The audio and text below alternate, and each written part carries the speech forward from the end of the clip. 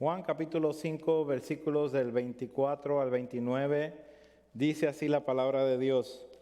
De cierto os digo, el que oye mi palabra y cree al que me envió, tiene vida eterna y no vendrá a condenación, mas ha pasado de muerte a vida. De cierto os digo, viene la hora y ahora es cuando los muertos oirán la voz del Hijo de Dios, y los que la oyeren vivirán. Porque como el Padre tiene vida en sí mismo, así también ha dado al Hijo el tener vida en sí mismo. Y también le dio autoridad de hacer juicio por cuanto es el Hijo del Hombre. No os maravilléis de esto, porque vendrá hora cuando todos los que están en los sepulcros oirán su voz, y los que hicieron lo bueno saldrán a resurrección de vida, mas los que hicieron lo malo a resurrección de condenación. Dios, en esta hora te agradecemos por tu palabra y te rogamos que sea tu Espíritu el que la lleve a nuestro entendimiento, a nuestros corazones. Por amor a Cristo, en su nombre oramos. Amén.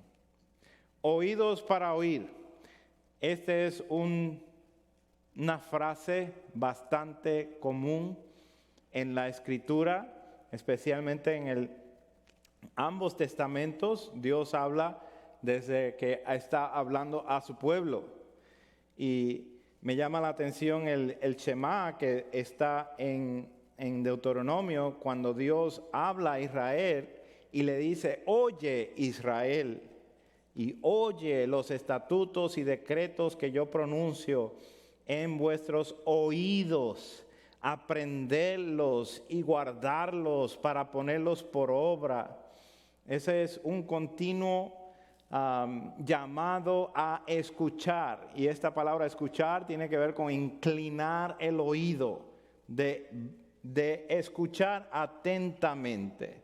También en el Nuevo Testamento hay 15 referencias donde nuestro Señor Jesucristo hace esta exclamación de oídos para oír. Y cada una de estas exclamaciones fueron dichas por nuestro Señor Jesucristo. Entonces, en base a esa idea de lo profundo que es que Dios nos ha revelado su palabra para que nosotros que tenemos oído, escuchemos. Para que nosotros que tenemos oídos, inclinemos nuestros oídos, pongamos atención.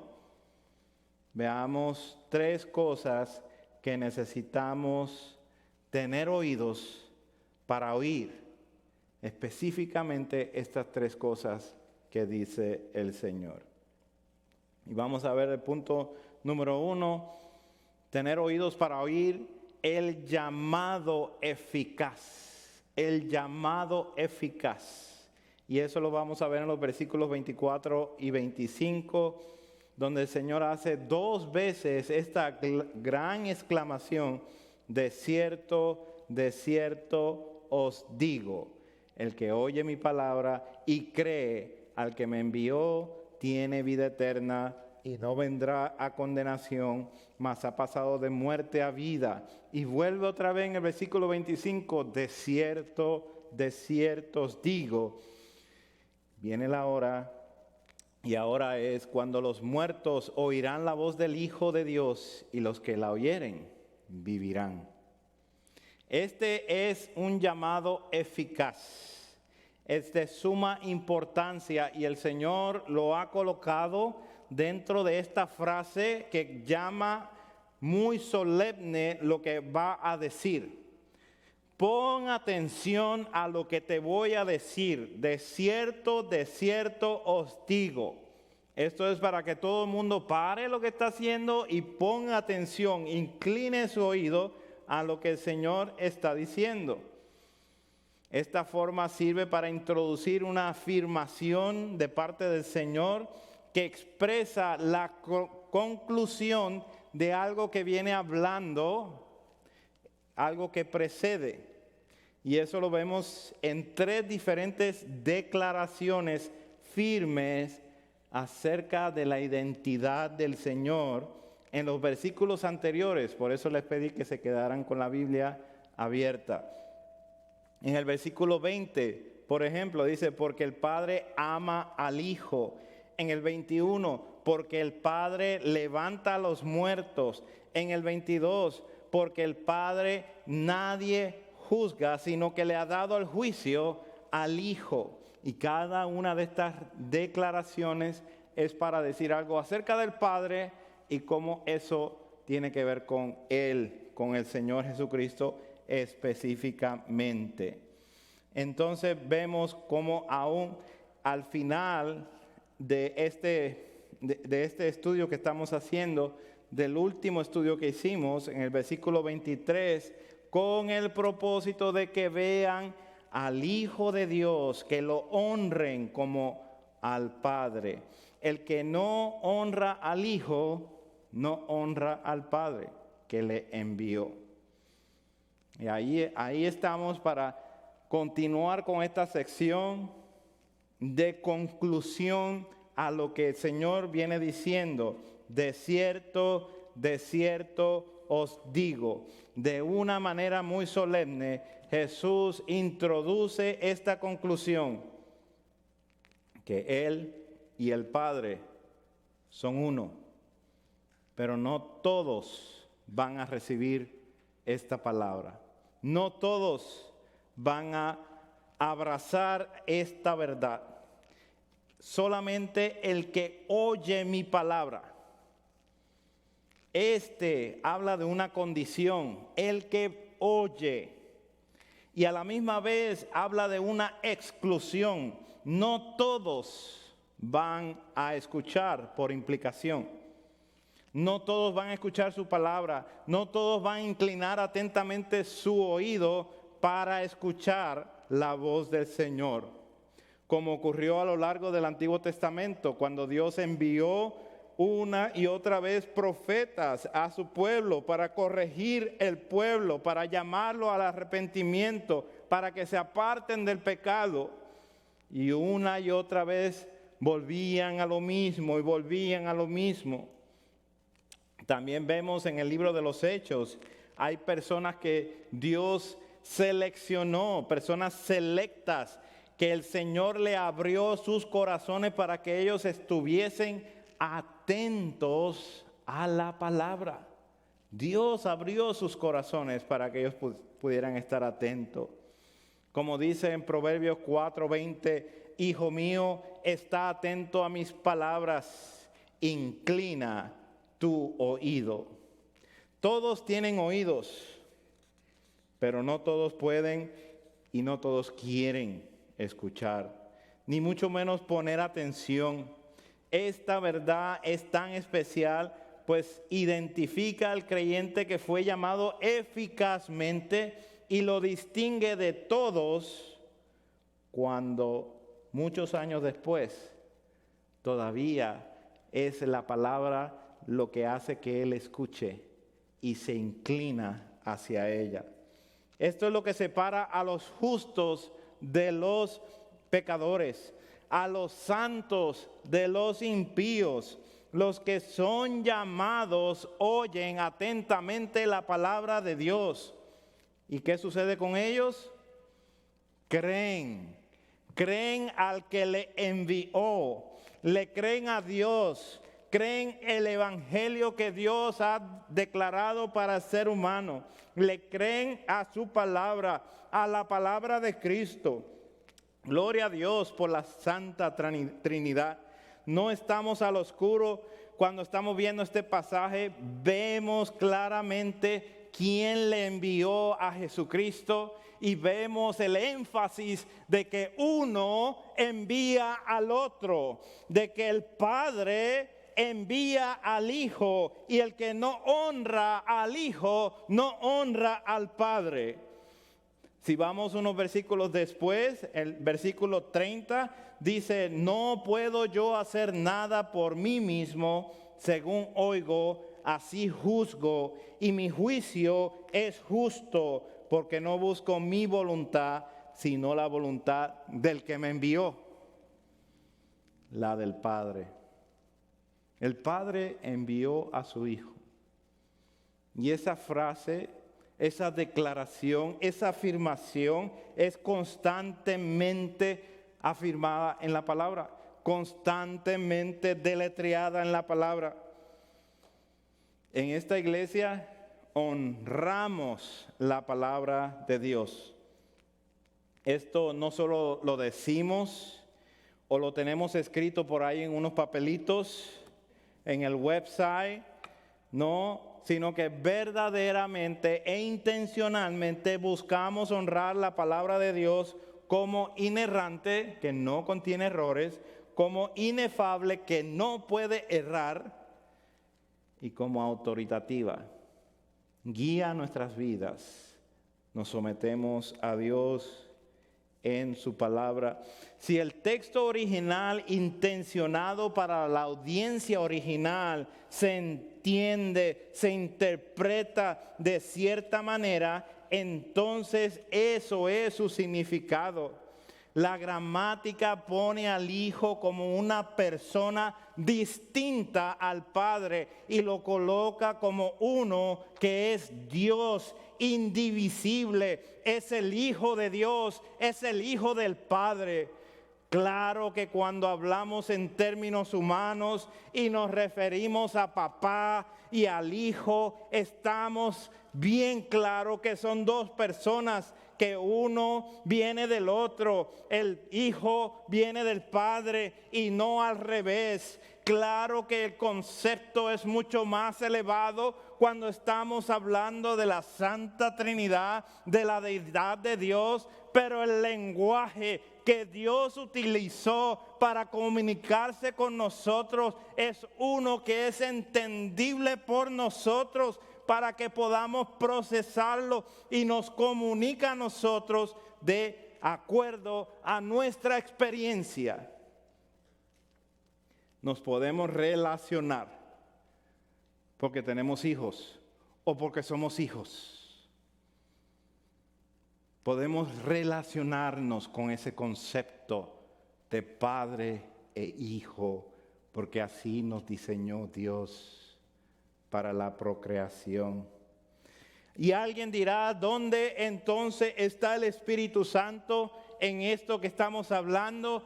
Yo le voy a contestar, espérese más adelante. El mismo Señor que está revelando al Padre es el mismo que va a revelar al Espíritu Santo cuando Él regrese a donde está el Padre. Ustedes siguen lo que está diciendo Jesús aquí. El que oye mi palabra y cree al que me envió, Él no está diciendo y me cree a mí. Él está diciendo que le crean al Padre que lo envió. Esto es poderoso, pues el testimonio de Jesús no se lo acredita a sí mismo, sino que busca que el testimonio venga de otro, de su propio Padre. Más adelante en estos versículos, el capítulo 5, en el versículo 39, vemos claramente nuestro Señor diciendo, escudriñad las Escrituras, porque a vosotros parece que en ellas tenéis la vida eterna, y ellas son las que dan testimonio de mí. El mero oír la palabra no es suficiente, se debe de aceptar por fe, se debe de entender y apreciar que esto viene de parte de Dios. El objeto de esta fe debe de ser Jesús, Jesús el Cristo, Jesús el Hijo de Dios. Y eso es lo que hemos estado escuchando acerca del propósito de Juan. Para que creyendo que Jesús es el Cristo, el Hijo de Dios, tengáis vida en su nombre. Hasta ahora hemos descrito lo que sucede en el llamado eficaz. Se escucha atentamente, se cree toda la palabra de Dios. Luego, ¿qué dice el texto? Dice que tiene vida eterna y no vendrá condenación. Estas dos frases dan un significado muy excelente, un significado muy elevado de lo que es la salvación. Dice vida eterna, por implicación sin condenación, y en el mismo texto incluye fuera de condenación. O sea que sus heridas de Cristo verdaderamente pagaron el rescate por nuestras vidas. Como dice el texto, nos ha pasado de muerte a vida. Esto es la justificación, esto es la regeneración que Dios nos ha llamado del sepulcro, nos ha llamado del lugar donde estábamos muertos en nuestros vicios y pecados. Esto es una doble descripción de nuestra condición, condenados y sin vida, muertos en pecados, y al ser librados de la potestad de las tinieblas y trasladados al reino de su Hijo amado, como dice Colosenses, entonces somos completamente despertados a la realidad de Dios y podemos entender y conocer que el que nos ha llamado es el que murió por nosotros, es el Hijo de Dios. El punto es que los que oyen y creen en relación a Dios Padre, haber enviado a Jesús, el Hijo de Dios, son los mismos que en el versículo 21, el Hijo de Dios es el que quiere darle vida. Son los mismos. Estos son los llamados eficazmente. Me refiero al acto soberano de Dios al atraer a un pecador hacia la salvación. Este acto, este llamado, también se conoce como gracia irresistible. ¿Por qué? Porque el ser humano no lo puede resistir. Ese llamado tiene que venir. Denuncia primero esta gracia irresistible. Denuncia primero la depravación total del ser humano, que no puede, por sí solo, no puede llegar a Dios. Y en segundo lugar, que verdaderamente viene hacia la luz porque es llamado por Dios irresistiblemente. Él es incapaz de buscar a Dios o responder al Evangelio por sí mismo. Por su propia voluntad no lo puede hacer.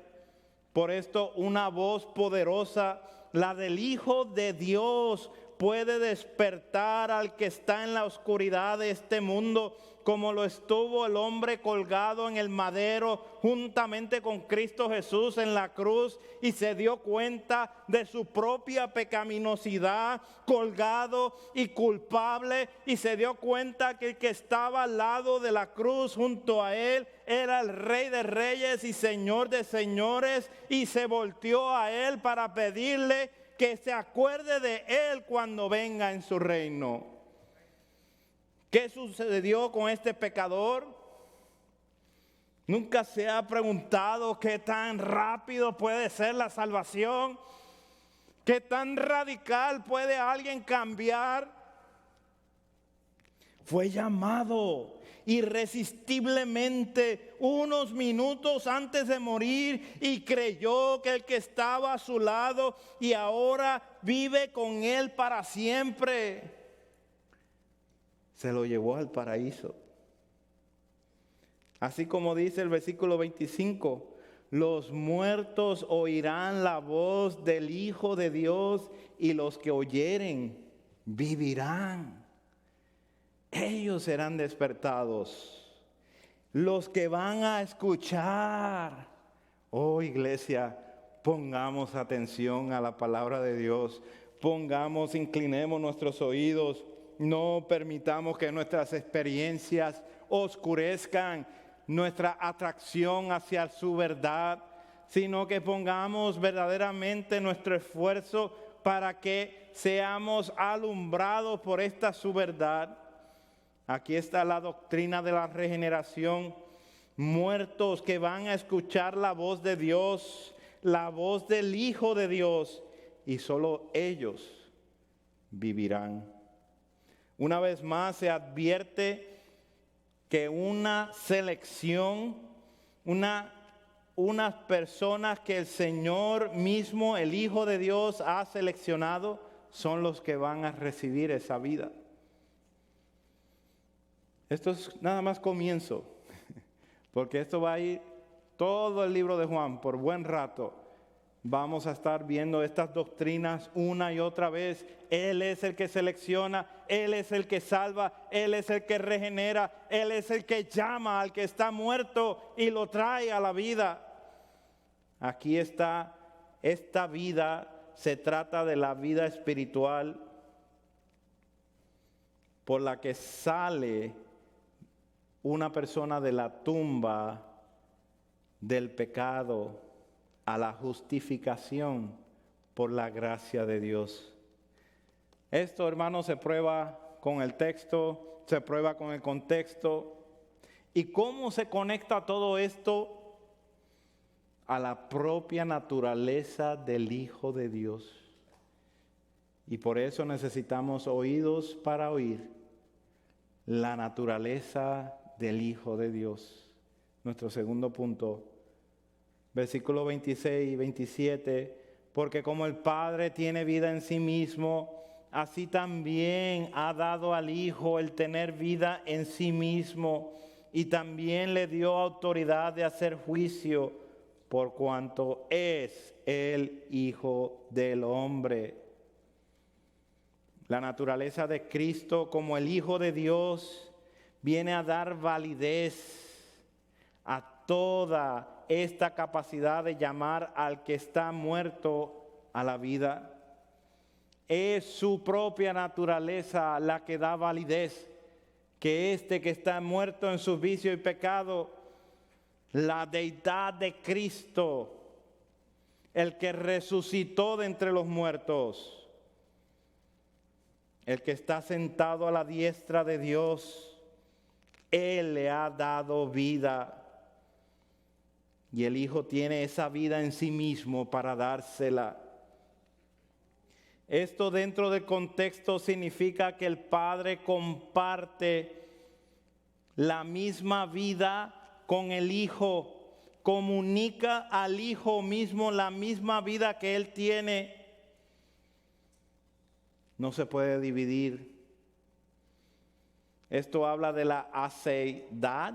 Esto habla de un término teológico que se llama aceidad, que significa que es un atributo de Dios, que Él existe por sí mismo. Dios no depende de otra cosa para existir.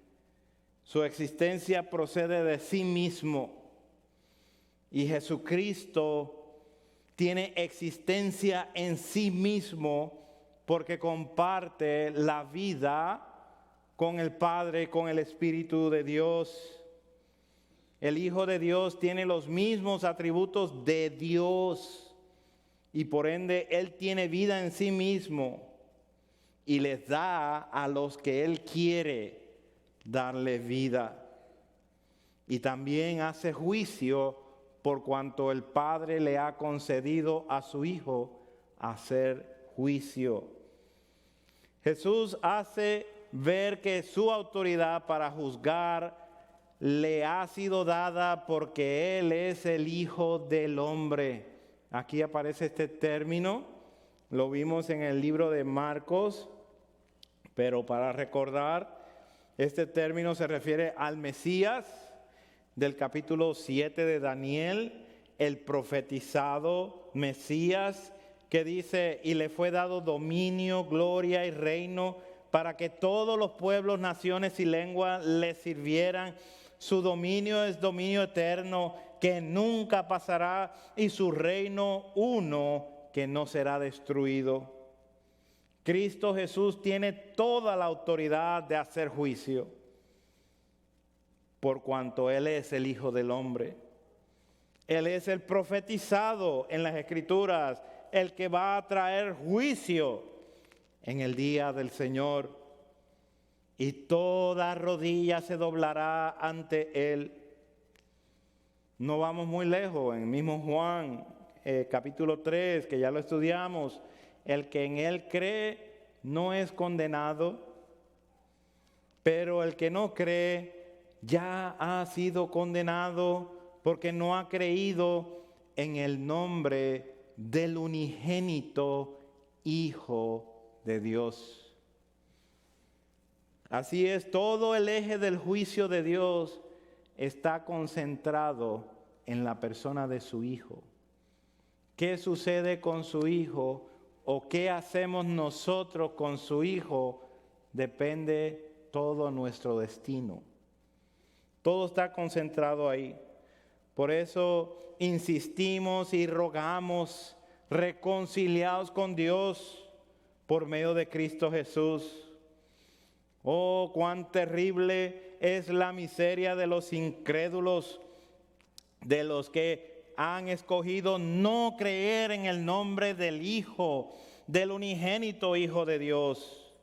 Cuán terrible es su miseria, ya que están condenados dos veces, una por esta condenación que hace Dios y dos por sus propias conciencias, condenados por la incredulidad, porque no oyeron, aunque tenían oídos, y no oyeron porque no quisieron escuchar, como muchos que han decidido amar al mundo y amar las demás cosas, pero no al Hijo de Dios. Algunos, habiendo amado más su relación con Dios,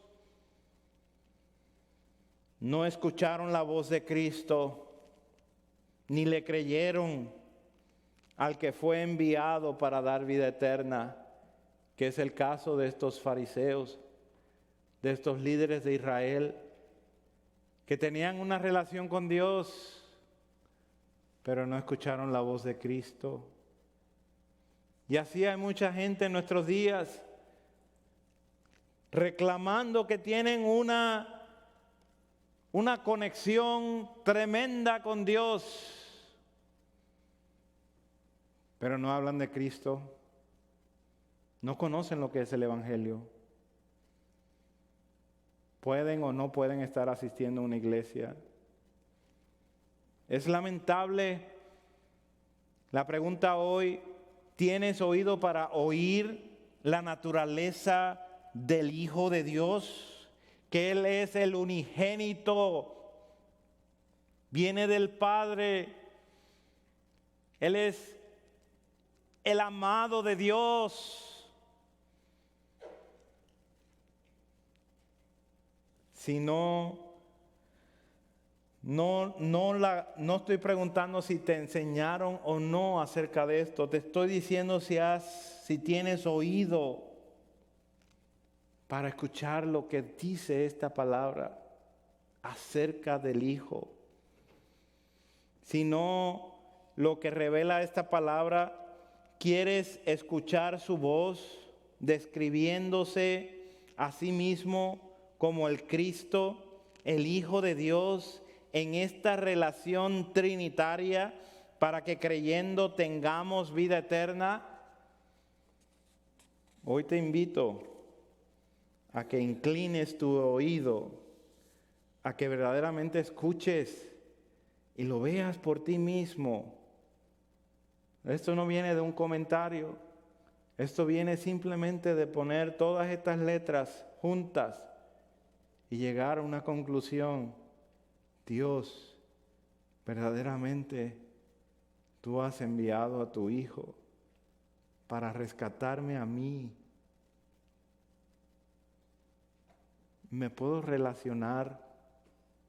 ¿Te puedes relacionar tú, como hijo o como padre, de enviar a tu hijo? ¿Se acuerdan de esa imagen que nos dio Dios en la Escritura cuando le pidió a Abraham, sacrifícame a tu hijo? No tomemos eso muy livianamente, hermanos. Esa relación significa mucho y todo está atado a la persona del Hijo de Dios. ¿De verdad crees, como lo enseña la historia también, que en el concilio de Nicea, en el año 325 después de Cristo, escribieron credos para ayudar a la iglesia a fortalecer y mantenerse en una línea de pensamiento?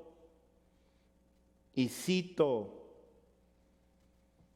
creo en un solo Dios, Padre todopoderoso, creador del cielo y de la tierra y de todas las cosas visibles e invisibles, y en un solo Señor Jesucristo, Hijo unigénito de Dios, engendrado del Padre antes de todos los siglos, Dios de Dios, luz de luz, verdadero Dios de Dios verdadero, engendrado, no hecho, consubstancial con el Padre, por el cual todas las cosas fueron hechas, el cual por amor a nosotros y por nuestra salud, que es salvación, descendió del cielo y tomando nuestra carne de la Virgen María, por el Espíritu Santo, fue hecho hombre.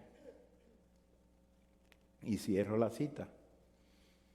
Y así como ese hay otros credos en otras épocas de la historia de la iglesia, que personas se juntaron para deletrear lo que había en la Escritura y evitar los errores que estaban sucediendo.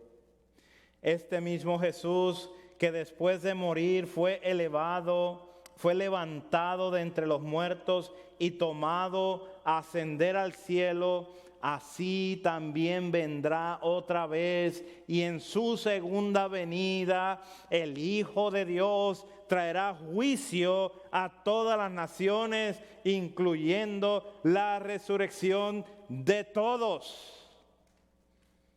Y ese es nuestro tercer punto.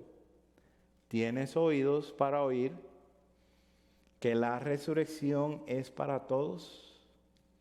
Todos serán resucitados. Miremoslo en el texto 28 y 29. No os maravilléis de esto, porque vendrá hora cuando todos los que están en los sepulcros oirán su voz. Todos. 29. Y los que hicieron lo bueno saldrán a resurrección de vida, mas los que hicieron lo malo a resurrección de condenación. No solo resurrección espiritual está hablando este texto de los seleccionados que habla el Señor, sino que viene una resurrección que aplica a todos. Todos los que han muerto físicamente, que están en los sepulcros, resucitarán. Todos ellos oirán su poderosa voz sin excluir a nadie. Este es el sonido de la trompeta que se refiere Pablo en 1 Corintios 15, en un momento y en un abrir de cerrar de ojos a la final trompeta, porque se tocará la trompeta y los muertos serán resucitados incorruptibles y nosotros seremos transformados. Él juzgará con rectitud, pero primero levantará a todos con voz de mando, con voz de arcángel y con trompeta de Dios descenderá del cielo. Iglesia, esto es lo que esperamos, esa voz poderosa de arcángel, el que viene, el que dice el Espíritu y la iglesia, ven Señor Jesús, porque el que viene, viene a juzgar la tierra y juzgará al mundo con justicia y a los pueblos con su fidelidad. Pablo dice a Timoteo, 2 Timoteo 4, te encarezco delante de Dios y del Señor Jesucristo, que juzgará a los vivos y a los muertos en su manifestación y en su reino. Esto es una realidad y es una realidad tan rica y extensa en la Biblia, mas sin embargo vivimos en una era muy pobre, de escasez de esta realidad. Casi vivimos ajenos a esta verdad. Jesucristo viene otra vez y todo ojo le verá, y los que le traspasaron y todos los linajes, todas las naciones de la tierra harán lamentación por él. Sí, amén. Y con su voz todos oirán en la resurrección, para que los que hicieron lo bueno saldrán a resurrección de vida, mas los que hicieron lo malo a resurrección de condenación. Todos saldrán a resurrección, pero hay dos distinciones, dos diferencias. Los que saldrán a vida y los que saldrán a condenación. Los que saldrán a vida son los que hicieron lo bueno. No confundamos esto, hermano, con salvación por obras. Ahí no cabe. Solamente si distorsionas el lenguaje, el contexto, entonces sí puedes decir, te puedes aferrar a una idea errónea acerca de la palabra. Pero ya hemos leído el contexto. Ya vamos entendiendo, no vamos a confundir esto con salvación por obras. Lo que hicieron lo bueno delante de Dios son los que oyeron y creyeron al que le envió, al Dios Todopoderoso que envió a Jesucristo. Son los que honraron al Hijo y se inclinaron a Él como Rey y Señor. Son los que confesaron su nombre y verdaderamente creyeron que Dios le resucitó de entre los muertos. Esos son los buenos. Son los que después de haber sido aceptados en el amado, justificados, adoptados, santificados, son los que caminaron, vivieron como hechuras suyas, creados en Cristo Jesús para buenas obras, las cuales preparó de antemano para que anduviésemos en ellas. Esos son los buenos. Los que Cristo ha salvado, los que Cristo ha capacitado para que anden en buenas obras, esos son los buenos. Ellos son contrastados con lo que hicieron lo malo, como dice el Salmo 1, los que anduvieron en consejo de malos, en camino de pecadores, en silla de escarnecedores, los que se burlaron. Dice el Salmo 1 que los malos son como el tamo que se lo arrebata el viento. Ellos no se levantarán en el día de juicio, no serán contados en la congregación de los justos. Al menos que Dios perdone sus pecados, todos son imperfectos y corruptos. No existe uno bueno. Solamente en el amado de Dios, en el que Él envió, es que nosotros pasamos a ser de malos, impíos, pecadores, a buenos, justos, santos. Pensar en la resurrección a la vida depende de un sistema pensar que la resurrección de la vida depende de un sistema de mérito, como lo enseñan los católicos romanos, es corromper la integridad de la palabra, aún en estos textos, cuando ya se ha reafirmado que Jesús es quien elige y Jesús es el que da vida al que Él quiere por Él mismo, por su propia naturaleza divina, y Él es el que va a juzgar. Y los que en Él creen no son condenados. Romanos 8:1. Ya no hay más condenación a los que están en Cristo Jesús. En conclusión, adoremos a nuestro Dios.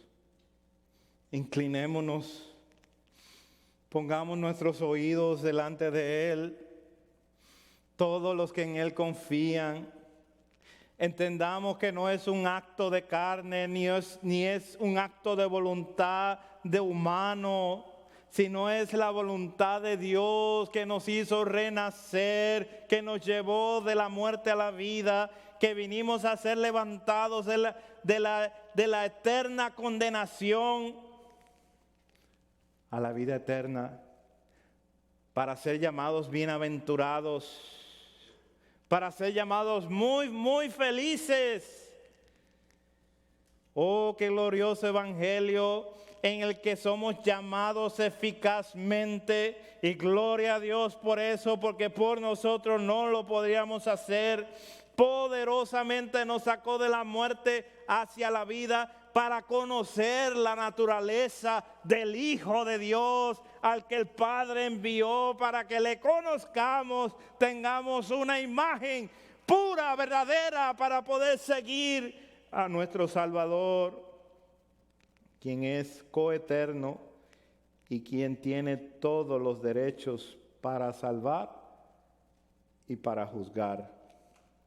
Que la realidad de la resurrección indica que hay una nueva creación, y los que estamos en Cristo, Dios nos ha dado un depósito en esta nueva creación, y ese depósito, ese anticipo, se llama el Espíritu de Dios, para darnos vida y vida en abundancia en Cristo.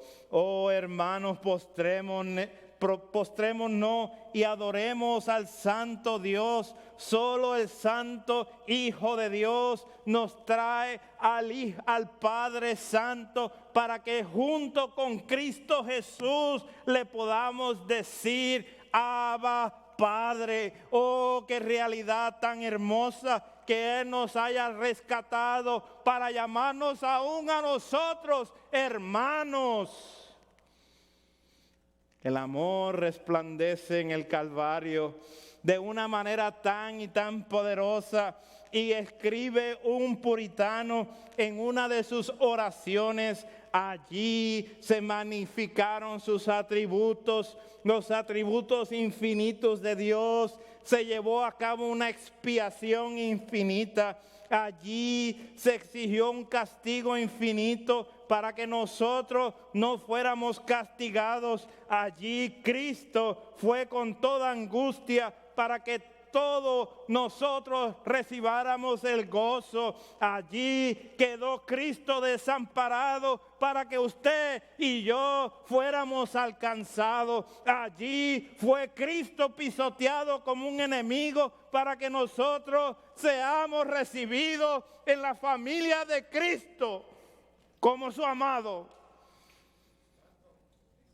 Él fue desnudado para que nosotros fuéramos vestidos. Él fue herido para que nosotros fuéramos sanados. Él sufrió sed para que nosotros pudiéramos beber. Fue atormentado para que nosotros recibiéramos consuelo. Él sufrió su propia muerte para que nosotros tengamos vida.